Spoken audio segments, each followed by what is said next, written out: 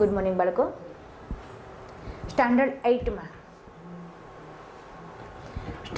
8માં આપણે 9 લેસન સુધી કમ્પ્લીટ કર્યું છે. એટલે કે મીન્સ કે પહેલું સત્ર કમ્પ્લીટ થઈ ગયું છે. હવે 10મું ચેપ્ટર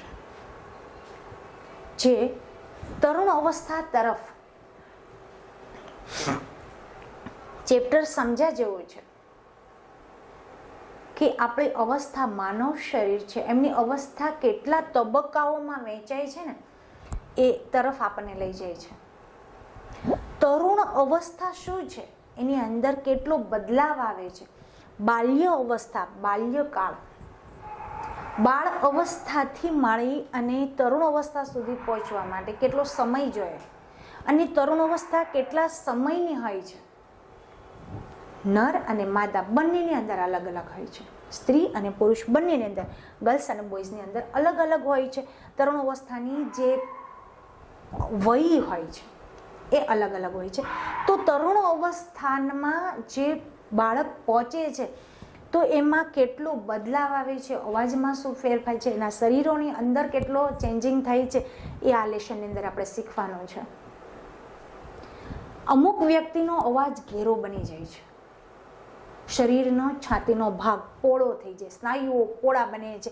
જે ફેરફાર થાય છે એ આ લેશનની અંદર આપણે જોવાનું છે. તો આપણે સ્ટાર્ટ કરશું કે તરુણ અવસ્થા તરફ, લેશન નંબર 10th ધોરણ 8. તો પહેલું જ કે અગાઉના પ્રકરણમાં તમે અભ્યાસ કર્યો જ કે પ્રાણીઓ કઈ રીતે પ્રજનન કરે છે. 9મું ચેપ્ટર આપણે હમણાં જ પૂરું કર્યું, એમાં પણ આપણે જોઈ ગયા કે મનુષ્યના પ્રજનન અંગો કયા કયા છે, નર અને માદા, સ્ત્રી અને પુરુષનું પ્રજનન અંગો કઈ રીતે જુદા પડે છે, એ આપણે 9મા ચેપ્ટરની અંદર જોયું. એ 9મું ચેપ્ટરનું આપણને ઘણું આમાં કામ આવશે. મનુષ્ય તેમજ ઘણા બધા અન્ય પ્રાણીઓ એક જ નિશ્ચિત આયુષ્ય સુધી પહોંચ્યા પછી જ પ્રજનન કરી શકે છે. બહુ સરસ પોઈન્ટ આપ્યો છે. અને એવું જ નથી કે આમાં કંઈ જાણવા જેવું નથી. આમાં ઘણા આ પાઠની અંદર એવા મુદ્દા હોય છે કે જે આપણને અત્યાર સુધી ખબર જ પણ ન હોય, જે આપણને આ બુક્સ દ્વારા આપણને ખ્યાલ આવે છે કે નિશ્ચિત આયુષ્ય, વય, ઉંમર પછી જ પ્રજનન વ્યક્તિ કરી શકે છે. બાલ્યાવસ્થામાં આ વસ્તુ થઈ શકતી નથી.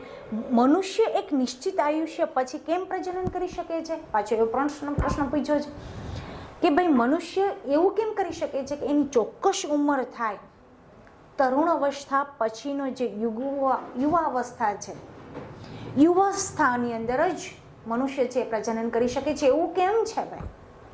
તો આ પ્રકરણમાં તમે માનવ શરીરમાં થતા એવા પરિવર્તનનો અભ્યાસ કરશો કે જેના પછી એ પ્રજનન માટે સક્ષમ બને છે. આ લેશનની અંદર તમારે આ બધા પ્રશ્નનો જવાબ મળી જશે કે માણસ પુખ્ત વયનો થાય ત્યારે જ કેમ પ્રજનન કરી શકે છે. પ્રકરણ 9માં તમે મનુષ્યના પ્રજનન અંગો વિશે અભ્યાસ કરી ચૂક્યા છો. આ પ્રકરણમાં આપણે એવા અંતઃસ્ત્રાવ, પહેલું તો તમે બધું બહારની શરીરના અંગો વિશેની માહિતી લીધી છે, જે ચેપ્ટર નંબર 9માં હતી. પરંતુ ચેપ્ટર નંબર 10માં તમારે શું જોવાનું છે? આંતરિક જે અવયવો છે, અંતઃસ્ત્રાવો છે, એના વિશે ચર્ચા કરવાની છે, જે બાળકના થનારા પરિવર્તનોમાં મહત્વની ભૂમિકા ભજવે છે. હવે કહે ને કે નાનું બાળક હોય એ આપણે લગભગ ચેપ્ટર 9માં આપણે શીખી ગયા થોડું કે બાળક નાનું હોય છે ને એની આંગળી નાની હોય છે, જ્યારે મોટું થાય છે તેની આંગળી નાની નાની નથી રહેતી. તો એના અવયવો, એના સ્નાયુઓ, એની પેશીઓ છે એ વૃદ્ધિ થવાનું કામ કરે છે. એટલે એની જેમ જેમ આગળ એની ઉંમર થશે ને એમ એના શરીરોમાં પરિવર્તન જોવા મળશે. તો એ કોના કારણે છે? એ અંતઃસ્ત્રાવોના કારણે છે.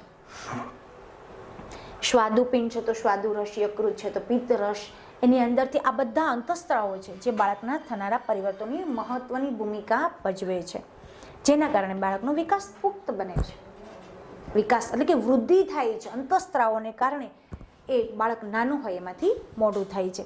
તરુણ અવસ્થા અને યૌવનારંભ, યૌવન આરંભ ગુજરાતી સરસ શીખ્યા હશો.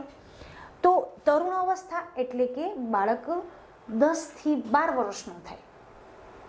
છોકરીઓમાં 10 થી 12 વર્ષનું આપણે આપી છે, આપણને ઉંમર બરોબર આપી છે.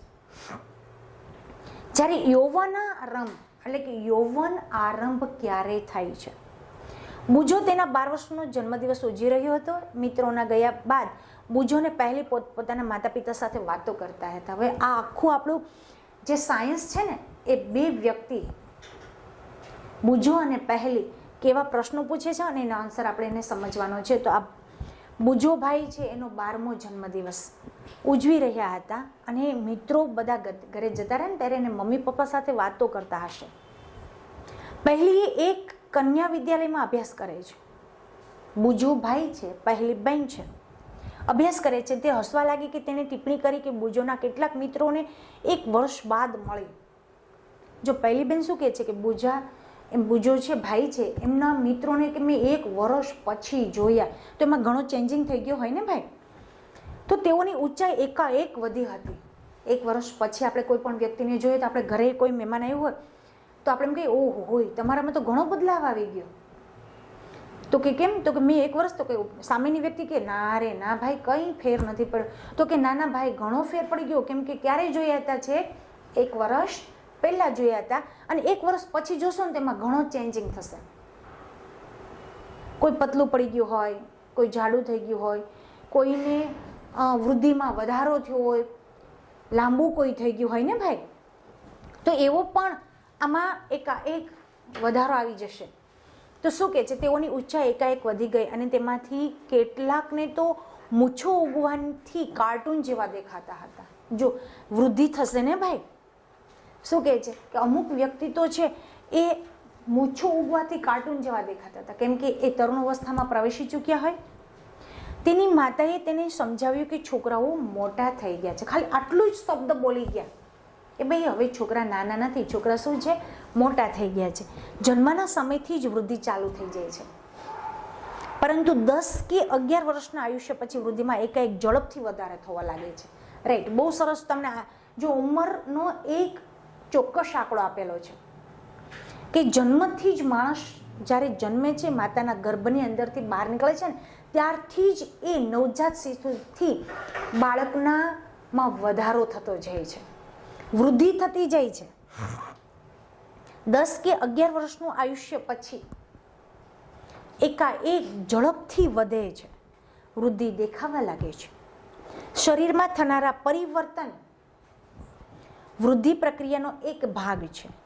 તે એ બે બાબતોનો સંકેત કરે છે કે હવે બાળક નથી રહ્યા, પરંતુ પુખ્ત અવસ્થામાં પ્રવેશવા તરફ જઈ રહ્યા છો. ઘણી વખત તમે ઝઘડતા હશો ને ઘરમાં, ત્યારે મમ્મી એમ કહેતા હશે, રેને ભાઈ તું હવે કંઈ તું થોડો નાનો છે, હવે મોટો થઈ ગયો છે, આવા તોફાન ન કરાય. એવું મમ્મીના મુખ ઉપરથી ઘણી વખત સાંભળ્યું હશે તમે કે ભાઈ હવે તું નાનો નથી, હવે તું બહુ મોટો થઈ ગયો છે, જો તું જુવાન થઈ ગયો. આવો શબ્દ તમે ક્યારેક સાંભળ્યો હશે આંટીના મુખ ઉપરથી, મમ્મીના મુખ ઉપરથી ક્યારેક સાંભળો. એટલે એનો અર્થ શું થયો કે તમે હવે તરુણ અવસ્થામાં પ્રવેશી ચૂક્યા છો, હવે તમે બાલ્ય અવસ્થામાં નથી કે તમે આવી રમત કરી શકો છો. મમ્મીનો કહેવાનો અર્થ એવો હોય છે કે હવે તમે નાના રહ્યા નથી, પરંતુ તમે પુખ્ત અવસ્થામાં પ્રવેશી ચૂક્યા છો, એટલે તમને હવે એવું તોફાન યોગ્ય ગણાય નહીં. કહેવાનો અર્થ એ હતો.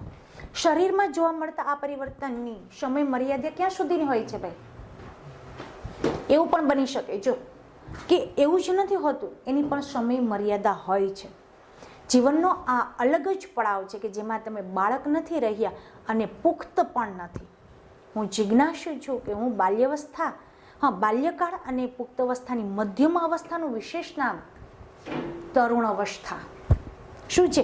આ પહેલી બેન એવું કહે છે કે હું તો બાળક નથી રહી અને હું તો પુખ્ત અવસ્થામાં નથી, તો મારી અવસ્થા શું કહેવાય?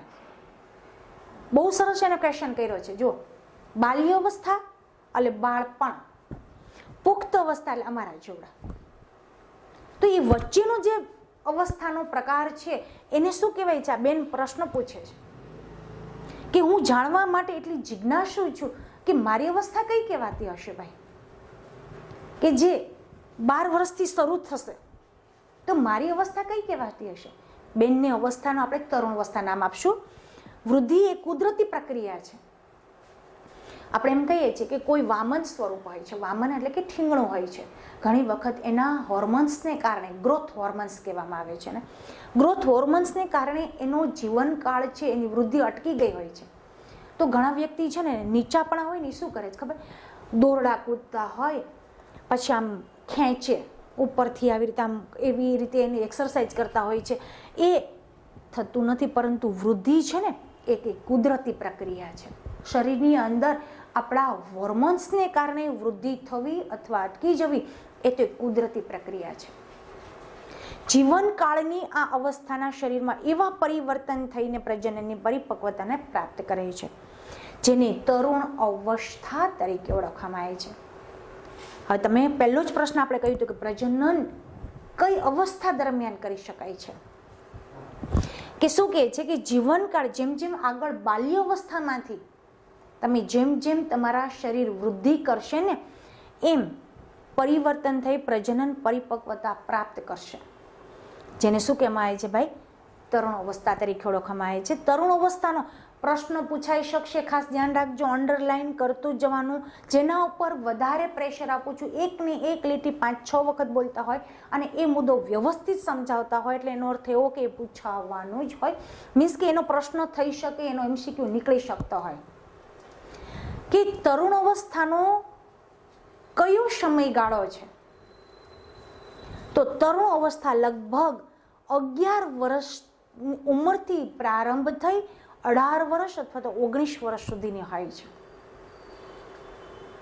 પછી 19 વર્ષ પછી યુવા અવસ્થાનો પ્રારંભ થાય છે. એટલે કે બાળપણ પેલું નાનું 12 વર્ષનું બાળક હોય ને ત્યારે બાળક ગણાય છે, એટલે બાલ્ય અવસ્થા ગણાય છે. પરંતુ જ્યારે એ 12 વર્ષથી ઉપર જાય એટલે એને તરુણ અવસ્થા તરીકે ઓળખવામાં આવે છે. અને 19 વર્ષ સુધી તરુણ અવસ્થા, પણ 19 વર્ષથી ઉપર જ્યારે બાળક જશે એટલે કે મનુષ્ય થશે, પુખ્ત વયનું થશે. મીન્સ કહેવાનું શું કે બાળ અવસ્થામાંથી તરુણ અવસ્થા, તરુણ અવસ્થામાંથી 19 વર્ષ પછી એ શું થઈ જશે, યુવા અવસ્થાનો પ્રારંભ થઈ જશે. એટલે પહેલું જ કે તરુણ અવસ્થા લગભગ 11 વર્ષની ઉંમરથી પ્રારંભ થઈ 18 અથવા તો 19 વર્ષની ઉંમર સુધીની રહે છે. પ્રશ્ન પૂછાઈ શકે, ખાસ ધ્યાન રાખજો. આ અવધિ તરુણ 13 થી 18 એટલે કે 19 વર્ષ સુધીની કહેવાતી હોવાથી તે અવસ્થાને બાળકો તરુણો પણ કહી શકાય છે. ઘણાના મુખ ઉપર સાંભળ્યું હશે, ભાઈ તરુણ છે ને જવા દો ને. તરુણ અવસ્થામાં એટલું ખબર ન હોય. તરુણ અવસ્થામાં જોશીલું બાળક હોય. જો બાલ અવસ્થામાં કંઈ ખબર નથી પડતી ત્યારે આપણે ભાઈ કાંઈ ગુનો કરીએ ને, તોફાન કરીએ તો શું કહે કે ભાઈ એ બાળક છે જવા દો ને, એને શું ખબર પડે, ત્યાંથી આપણે એમને લેટ ગો કરી દઈએ છીએ. પરંતુ જ્યારે તરુણ અવસ્થામાં આવે છે ને ત્યારે એમની અવધિ તરુણ, એની મર્યાદા ક્યાં સુધીની હોય છે, એ બાળકોને એ અવસ્થાના તરુણો પણ કહી શકાય છે. એટલે એમાં એ લોકોનો જોશ હોય છે અને કંઈક કરી બતાવવાની ઉમંગ હોય છે, એનું લોહી છે ઉકળતું લોહી હોય છે તરુણ અવસ્થા. હું આ કરી દઉં, હું આ કરી દઉં, ચાલો ઓલું કરું, એના વિચારધારાઓ છે સતત સક્રિય રહેતી હોય છે, જે કે તરુણ અવસ્થામાં આ થોડુંક ચેન્જિંગ થાય છે. તો બાળકોને તરુણો પણ કહી શકાય છે. છોકરીઓમાં આ અવસ્થા છોકરાઓની સાપેક્ષે 2 કે 3 વર્ષ પહેલાં જ પ્રારંભ થઈ જાય છે. એટલે કે 12 વર્ષનો હોય તો 10 વર્ષની તરુણ અવસ્થામાં પ્રારંભ થઈ જાય છે. અને તરુણ અવસ્થાની અવધિ વ્યક્તિઓમાં જુદી જુદી હોય છે. એટલે ગર્લ્સ બોયઝમાં એની વય મર્યાદાઓ અલગ અલગ હોય છે. છોકરીઓ છે 10 થી 12 વર્ષની હોય તો તરુણ અવસ્થામાં પ્રવેશી જાય છે, જ્યારે છોકરાઓ છે 12 વર્ષથી તરુણ અવસ્થામાં પ્રવેશે છે. હવે શું કહે છે, તરુણ અવસ્થા દરમિયાન મનુષ્યના શરીરમાં એક બદલાવ આવે છે. આ બદલાવ યૌવનારંભનો સંકેત કરે છે. તેમાંથી સૌથી મહત્વનું પરિવર્તન છે છોકરા અને છોકરીઓના પ્રજનન ક્ષમતાની વિકાસ. બંનેની અંદર આ જુદું જુદું પણ હોય છે. તરુણોમાં પ્રજનન પરિપક્વની સાથે જ યૌવના પ્રારંભ સમાપ્ત થઈ જાય છે. તરુણો જ્યારે પ્રજનન પરિપક્વતા થાય ત્યારે એ યૌવન આરંભમાં પ્રવેશે છે, ત્યારે જ એ આ પ્રક્રિયા કરી શકે છે. આગળ જોઈશું આપણે કે પહેલે અને બુજોએ અહેસાસ થાય છે કે ઊંચાઈમાં એકાએક વૃદ્ધિ અને એવી છોકરાઓમાં પાતળી દાઢી મૂછનું ઉગવું કિશોરાવસ્થાનું લક્ષણ છે. યૌવનાવસ્થા કિશોરાવસ્થાનું લક્ષણ છે. તે હવે યૌવનારંભમાં થતા અન્ય પરિવર્તનો વિશે જાણવા માંગે છે. કે તરુણ અવસ્થામાં તો આપણે જોઈ ગયા, પરંતુ હવે એ આગળ જાણવા માંગે છે કે શું થાય. તો તરુણ અવસ્થામાં આપણે જોયું, હવે શેમાં જોશું આપણે, યૌવન આરંભ થાય છે ત્યારે એમાં કેટલા ફેરફારો થાય છે કે ઊંચાઈમાં એકાએક વધારો યૌવન આરંભ દરમિયાન થતો સૌથી મોટો દેખીતો બદલાવ છે ઊંચાઈ થઈ જાય. નાનું હોય તો બાળક ક્યાં સુધી મોટું થઈ જાય છે એટલે ખ્યાલ આવી જાય કે હવે આ બાળક રહ્યું નથી, મોટું થઈ ગયું છે. આ સમયે શરીરના લાંબા હાડકાઓ થાય, હાથ પગના હાડકાઓની લંબાઈમાં પણ વધારો થાય છે, જે વ્યક્તિનો ઊંચો બનાવે છે. કેમ કે મેં હમણાં તમને એક આગળ પોઈન્ટ કહ્યું કે જ્યારે બાળક નાનું હોય ત્યારે આંગળી નાની હોય છે, એટલે એનો અર્થ એવો ન હોય કે મોટું થાય ત્યારે આંગળી નાની નાની રહે. કેમ કે એના હાડકામાં શું થશે? વધારો. એની સ્નાયુ, એની પેશી છે એની અંદર વધારો થશે અને એની ઊંચાઈમાં પણ વધારો બનાવશે. પ્રવૃત્તિ 10.1 કે નીચે આપેલા ચાર્ટ, જો અહીંયા ચાર્ટ આપેલો છે તમને, આ ચાર્ટમાં છોકરીઓ અને છોકરાઓની ઉંમરની સાથે ઊંચાઈમાં થતો વધારો પણ આપ્યો છે. કોલમ 2 અને 3, કોલમ 2 આ પહેલી કોલમ, આ બીજી અને આ ત્રીજી છે. તો કોલમ 2 અને 3માં વ્યક્તિની ઊંચાઈ ટકાવારીમાં દર્શાવેલી છે સાહેબ, જે કોઈ નિશ્ચિત ઉંમરે પહોંચવાની પ્રાપ્તિ થાય છે. અને ઉંમરને કોલમ 1માં દર્શાવાય છે. ઉંમર આ છે, ઉંમર આપ્યું છે 1 2 3 4 5 6 થી 18 વર્ષ સુધીના આપ્યા છે. અને આ તમારે છોકરાઓને છોકરીઓની કોલમ આપી છે. ઉદાહરણ સ્વરૂપે કે 11 વર્ષની ઉંમરે એક છોકરો તેની પૂર્ણ ઊંચાઈ 81% ઊંચાઈ પ્રાપ્ત કરે છે. તો આપણે જોશું, જો કે 11 વર્ષ છે તો 11મા વર્ષે આ છોકરા છે, આ છોકરીઓની ઉંમર છે, ટકાવારીમાં છે બંને. તો 11 વર્ષનો જ્યારે છોકરો થાય ત્યારે એની ઊંચાઈ કેટલી થશે? 81% થશે. હવે જો પાછું તમને બતાવું, રાઈટ આપ્યું છે, તો 11 વર્ષની ઉંમરે એક છોકરો તેની પૂર્ણ ઊંચાઈ કેટલી થાય છે? 81% ઊંચાઈ પ્રાપ્ત કરે છે. જ્યારે છોકરી તેની પૂર્ણ ઊંચાઈ 88%, એટલે એની સામે પાછું 88 ઊંચાઈ પ્રાપ્ત કરે છે. આપેલા આંકડા માત્ર નમૂના મુજબ છે, ખાલી અંદાજિત આંકડા આપ્યા છે, ચોક્કસતા નથી, એમ અંદાજિત આંકડો આપ્યો છે. આ આંકડાઓ માત્ર નમૂના રૂપ જ છે. બે જુદી વ્યક્તિઓના જુદા જુદા હોય. તમારા મિત્રો માટે કોષ્ટકનો ઉપયોગ કરો અને પૂર્ણ ઊંચાઈનો અનુમાન લગાવો અને શું કહેવા માંગે છે કે તપાસ કરો કે તમારા વર્ગમાં સૌથી ઊંચું કોણ છે અને સૌથી નીચું કોણ છે, એવું કરો.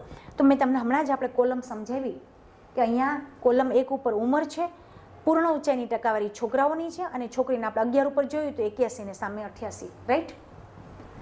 તો બંનેની ટકાવારી ઉપર ઊંચાઈ આપેલી છે. તો જો હવે આપણે જોશું કે પૂર્ણ ઊંચાઈ માટેની ગણતરી કઈ રીતે કરવી.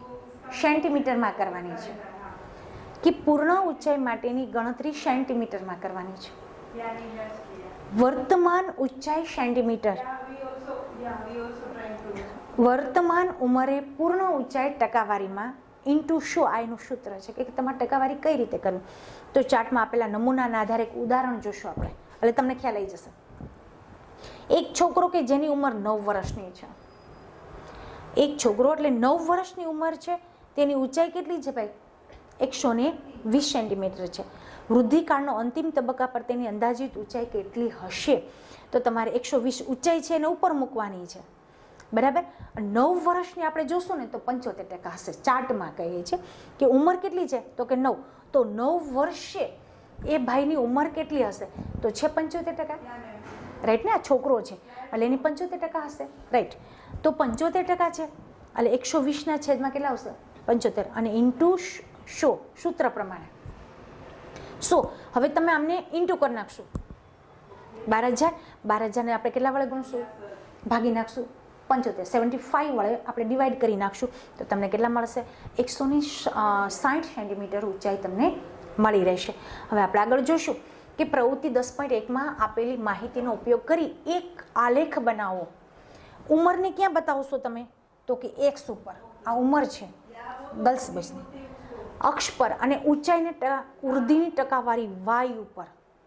તમારી ઉંમરને આલેખનો વિશિષ્ટ નિર્દેશન કરો અને તમે ઊંચાઈની ટકાવારીને પ્રાપ્ત કરી ચૂક્યા છો તેની જાણકારી મેળવો અને અંતે ઊંચાઈ પ્રાપ્ત કરી શકશો અને એની ગણતરી પણ કરી શકશો, જે આલેખ દ્વારા તમને દર્શાવેલી છે. જો તમને આલેખ આપ્યો છે, આયુષ્યની સાથે વધતી ઊંચાઈની ટકાવારી નિર્દેશ કરતો આલેખ પૂછાઈને પણ આપણે જાણકારી મળશે. સમજી ગયા તમે? કે તમને આવો આલેખ કદાચ પૂછાય તો નહીં જ, પરંતુ એમની જાણકારી મળી છે કે કુલ ઊંચાઈની ટકાવારી કેટલી છે અને એ બોયઝમાં કેટલી છે અને ગર્લ્સમાં કેટલી છે.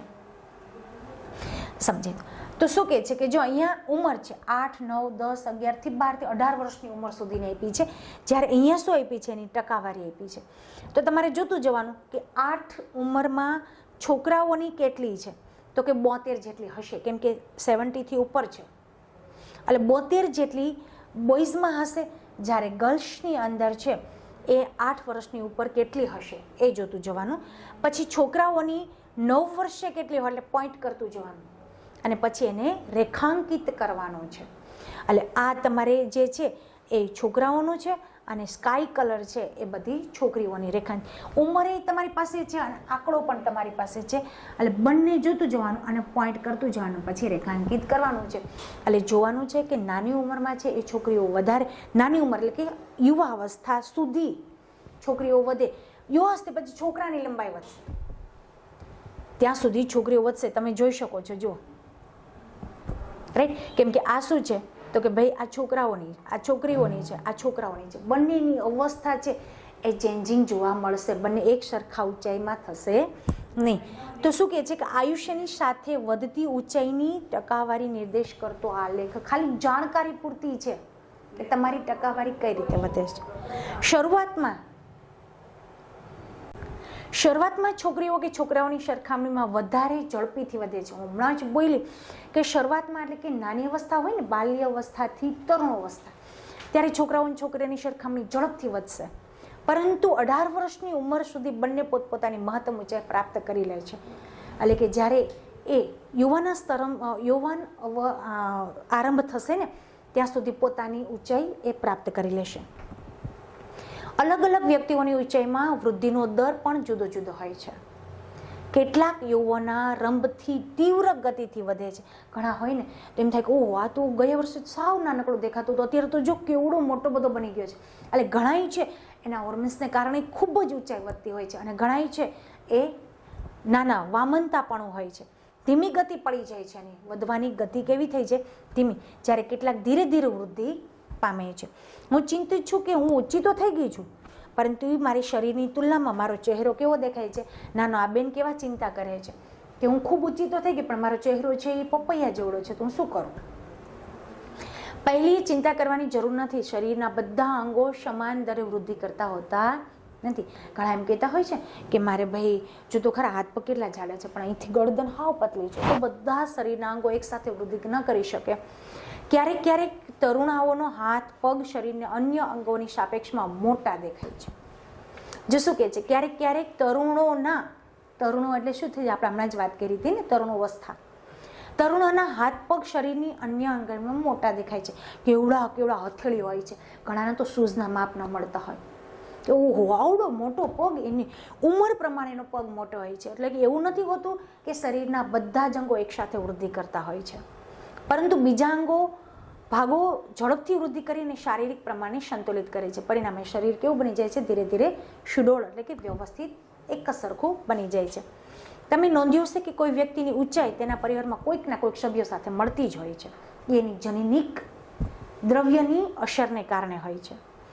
પરિવાર આપણે એમ કહીએ છીએ ને આ તો બહુ ઊંચો થયો છે ભાઈ, તો કે હા ભાઈ એના દાદા જેવો થયો છે, કાં તો એમ કે એના કાકા જેવો થયો છે, એના પપ્પા જેવો થયો. શું કામ? કેમ કે સભ્ય છે આપણા પરિવારનો કોઈક ને કોઈક સભ્ય છે એની સાથે સમાનતા એ દાખવતું હોય છે.